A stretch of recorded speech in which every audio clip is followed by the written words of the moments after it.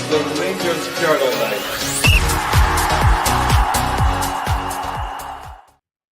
Welcome everyone to the Rangers Journal. This is the pre-match thoughts for the Rangers away game at Pittodrie today. 12 o'clock kickoff against Aberdeen. I'm joined by two guests this morning, Cammy and Mitch. I'll come to you first, Cammy. How are you going? How are you doing? Sorry, how are you going? I am good. Just trying to, we were discussing before we went live, just try to make sense of the 11 and try to work out how it's going to play out. But I'm well, as you know, preparing for my 50-mile Manchester to Liverpool on Friday. Just want to get there, and I'm feeling fresher this Sunday than I think I'll probably feel next Sunday, to be honest with you. But I'm looking forward to it. Cammy, this morning marks, I think that's me officially a month having not had a sip of alcohol other than what was in my bolognese last night. I feel much worse than I ever did drinking, so I don't know, maybe I should start running as well. If you're saying you feel refreshed, I feel just as tired as I've ever felt. It's a load of rubbish, this stop drinking stuff. Mitch, welcome this morning. How are you, mate? I'm good, mate. Fresh as a daisy, nice and dandy and ready to go. I'm still in awe of, Marathon Man over here, Yep. And as always, Cammy puts the rest of us to shame. Those of us that are half his age, Cammy's away out there running the length and breadth of the country. You saying you're half Cammy's age? I don't know if I believe that, Mitch. Not quite. There's definitely some youngsters in the team, though. Both of you have referred to the team sheet. My goodness, Cammy, I'll pull it up on the screen. I know we're expecting some changes, but let's have a look at this. That looks like he's just put his hand in a bag and picked out numbers like it was a draw. What would he make of this team? It's as I say, more changes than I expected. I think it's a team very much with Thursday in mind.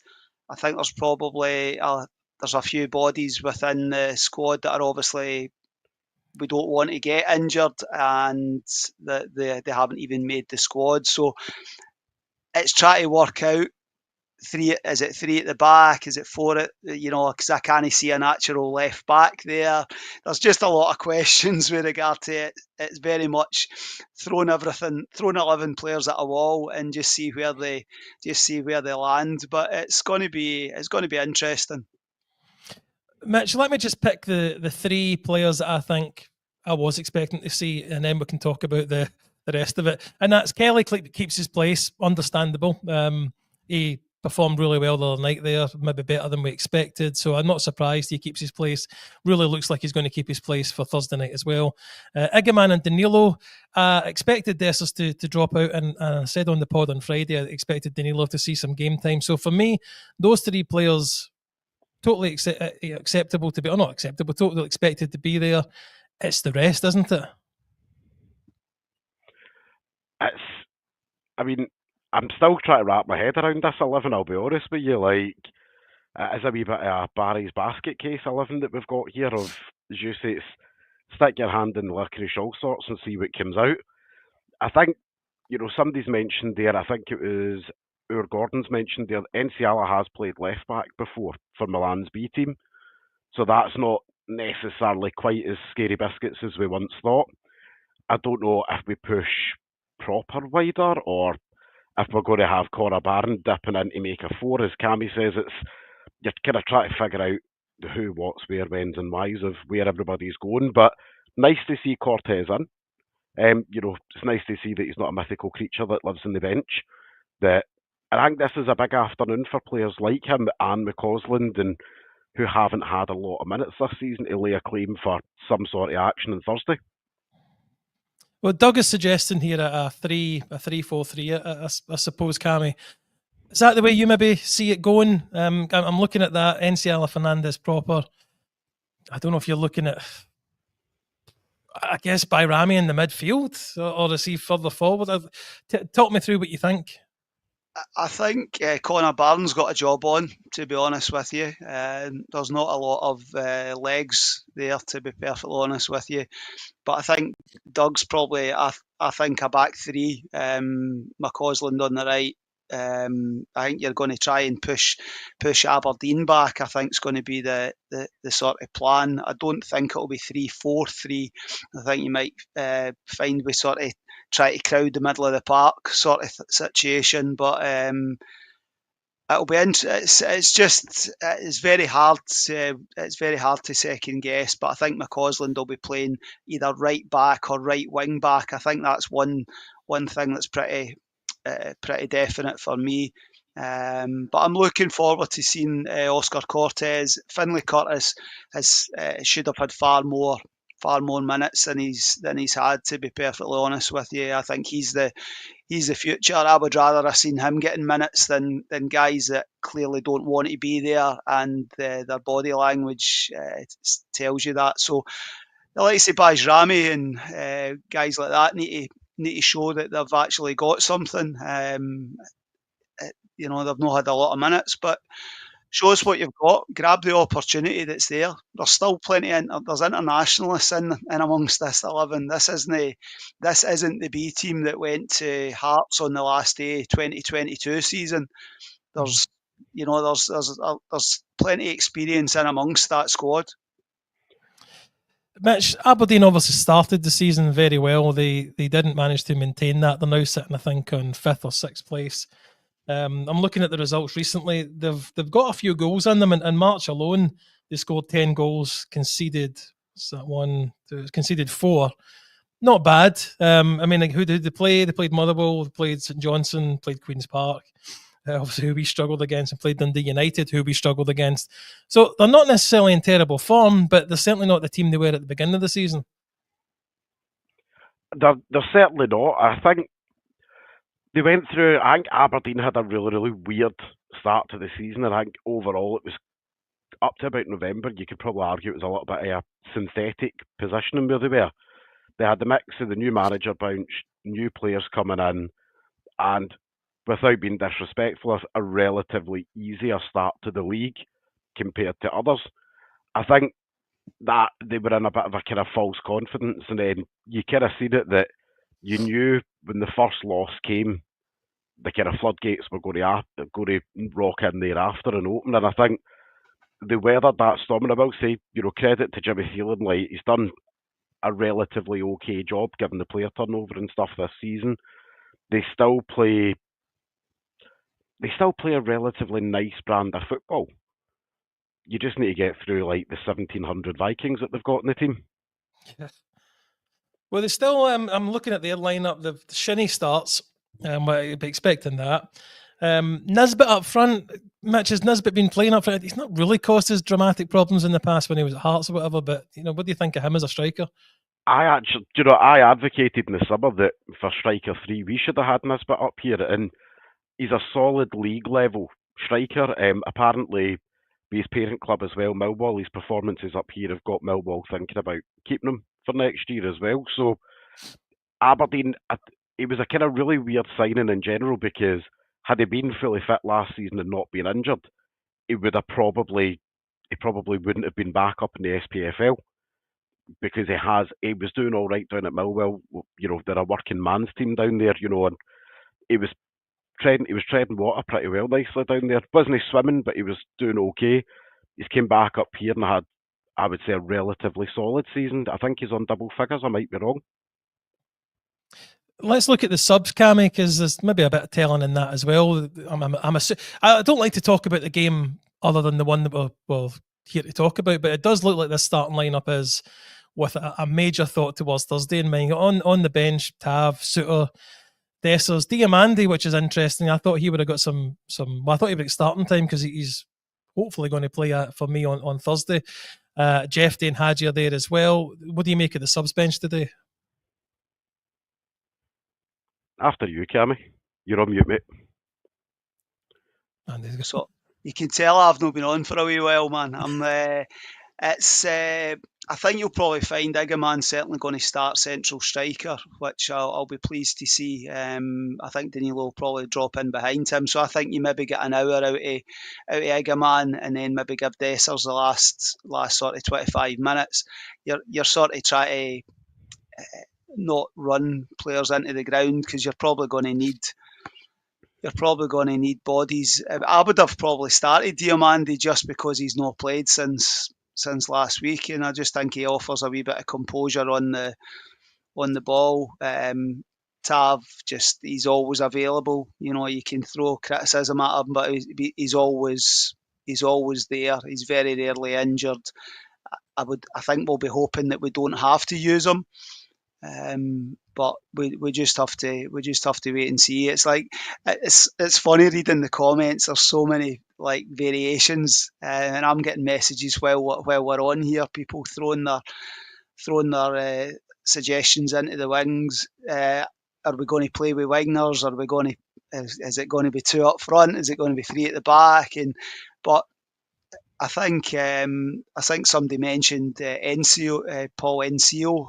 There's obviously an injury there. I think the likes of Bailey Rice, if Bailey hadn't got injured, I think, or obviously got the head knock on Thursday night, I think Bailey would have been ideal for this sort of game. But it's unfortunate. But I think it's probably just that these are what we have available. The fittest players that got out of their bed this morning have been thrown a jersey, basically. Mitch, what do you make of Connor Barron going back to Aberdeen? He's been given the captain's armband. That just to wind up the Aberdeen fans, maybe? You know, we were talking about it just before we came on there, and I don't disagree with it, but I don't necessarily agree with it at the same time. I think the obvious person to take the armband out of who's there probably would have been Liam Kelly. But then at the same token, do you risk then upsetting Jack even further by saying, well, we've dropped you. He's put out a really good performance on Thursday, now we're slapping the armband on him on Sunday. You know, that's a bit of a triple whammy between the legs at that point. I think with the armband in today's game of football, does it really matter who's wearing the armband? Because if the referee wants to speak to you, the referee's going to call you over to speak to you. I don't think he's maybe going to be as vocal, probably as Raskin or Tav over the course of the season. But at the end of the day, you know, as the expression goes, we ball. Cammy, I just couldn't see it given to after Proper's last performance, getting the red card. I couldn't see him. That's maybe the natural captain for me, apart from what happened the other night there. 100%, it's the obvious captain, but I think it tells its own story. I think Barry probably sees Robin Proper as not being a Rangers player next season. He probably sees Connor Barron as being a Rangers player next season. So what's the point of giving Proper? Barron will have great motivation going back to Aberdeen. I would love nothing more than that to be where he gets his first goal for Rangers. That would be nice. Connor Barron to score the winning goal at the Aberdeen end. In front of other ultras, so I don't have a huge issue with the captaincy, to be honest with you. I like Connor Barron. He offers great energy. I think Doug said that in the comments. He's limited in certain aspects, but he'll have great motivation to go back there and get a victory. Let me just bring up a few of these points here. Thank you very much to Sniper for joining our YouTube membership for 3 months. Thank you very much. And also the same for Paul. Thank you for joining up for 9 months. I just want to mention something that we're having a little bit of a competition going at the moment. We're trying for a push to get our subscribers on YouTube up to 3,000. We're only just shy of 200 short, which is great because we've only been going just over a year, so it's fantastic we've grown this much in a year. But it's a quick heads up, we've got a competition running. It's a cool prize. It's a framed graphic picture of Rangers legend Willie Johnson and Colin Steen. So to enter for a chance to win this prize, you just need to go to the Rangers Journal on YouTube and subscribe if you haven't already. If you've done that, then go to the Facebook page of Off to the Match I Go and join their Facebook page there. Subscribe to Off to the Match I Go. And also we get 10% off if you use the code Journal10 when visiting Off to the Match I Go, where there's lots of Rangers memorabilia over there. We're going to keep this going, so just keep a screenshot if you've done that and put it on our Twitter page. I'm sure some of the boys on the pods this week will explain it a wee bit better than me. It's just something I found out about last night, so I thought I'd better mention it on today's pod. But yep, trying to get 3,000 subscribers. Once we hit that, we'll declare a winner for that one as well. So let me come to you just to finish off here, Mitch. I can take this down from the screen, and I'll take this down from the screen. What are you expecting scoreline-wise today? I'm thinking both teams are going to score. I'm going to go conservatively 2-1. Dessers is going to have to save the day off the bench. Fair enough. Cammy, can we score first? It would be nice. Any game where Rangers score first is far more enjoyable. Generally, I think we settle down. I think Aberdeen are going to smell blood even before that team selection came out. I think they're obviously fighting for third place. I think we'll come away with a point. I don't wish to appear negative, but I think we're going to have to show a bit this afternoon. So I think it'll be a 2-2 at this lunchtime. One thing I'd like to stress, Cammy, and I know you're saying maybe come away with a draw, is us as a fan base are not particularly good at keeping the head for when we drop any points. I think I'm right in saying a draw today gives Celtic the league. Is that correct? I honestly couldn't tell you, to be perfectly honest with you. I gave up in the league long ago, but it's funny. You read loads of people on social media going, "This is the right team selection. Today means nothing."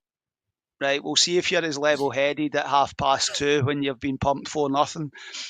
Do you know what I mean? That's the thing. You can't have it. You can't have it both ways. I can see why the team selection has been picked.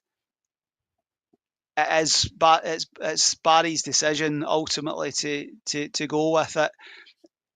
Somebody, I think Mitch, there was a Mitch in the comments actually said this is still a good enough team. Was it you? Was it you? I didn't realise. I just saw Mitch in the comments. That team is still good enough to. How can you multitask, man? How's that possible? 2 screens, mate.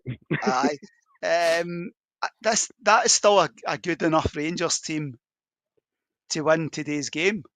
It's all about I say this till I'm blue in the face. It's all about how we apply ourselves. If we don't apply ourselves off the ball, we'll get our arses handed to us, basically, because Aberdeen will work their socks off.